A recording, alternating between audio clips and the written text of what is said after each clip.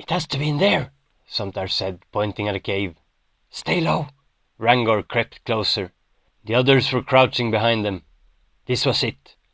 The lair of the killer. They did not know what kind of creature it was.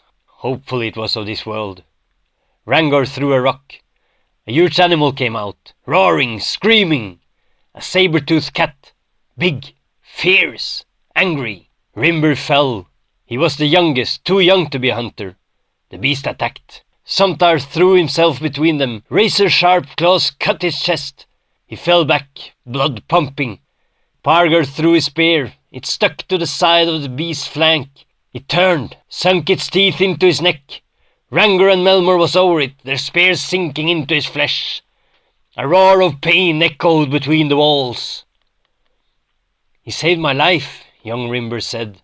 His eyes were red, his mouth small and shaking. Samtar had been like a father to him. "We are only 3 hunters now. Life will be hard." Melmor was sitting on one knee beside his friend Pargar's dead body. Rangor looked to the hills of the falling sun. If only we could live in our old land. The other 2 were silent. The memories of the day the Silman tribe had come and taken their land were still strong and painful. More than half their tribe was lost. "Listen," said Rimber. The other 2 looked at him, asking. "It comes from the cave." The child jumped closer. "Rimber, no!" Rangor took a step towards him. "Look, it's a cub!" Rimber picked up the fluffy little animal. Little fangs were sticking out of his mouth. "It's beautiful!" Inside the cave there were 4 more.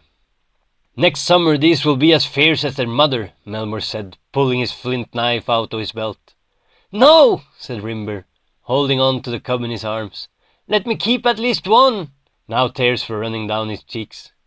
"Rimber, there's no—" Rangor put a hand on Melmor's shoulder. "We'll bring them all with us." His eyes were glowing. "Next summer we will get our land back." 3 hunters were lying on the hill, but today they were not hunting. The wind was blowing in their direction, so the wolves, always close to the Silman tribe, would not scent them. 4 huge beasts were lying by their side. They had names. Fang was the biggest one, a male. The other 3 were females, Claw, Snow and Bite.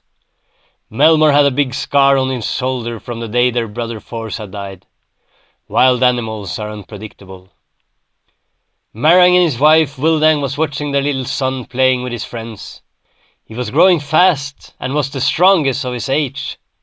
They were holding hands in love. A saber cat came out of the forest. 3 others followed, running towards the playing children. Wildang screamed. One of the monsters caught their son, threw him away like a rag.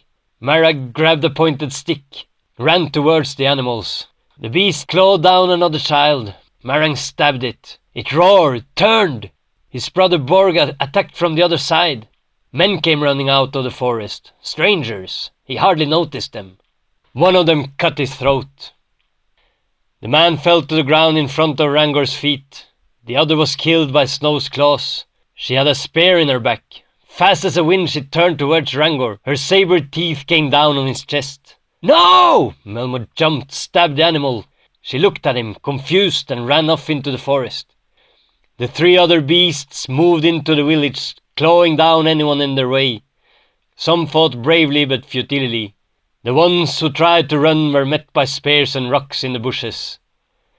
The Silman tribe was gone forever. Rangor lay dead on the ground beside them. Snow was never seen again.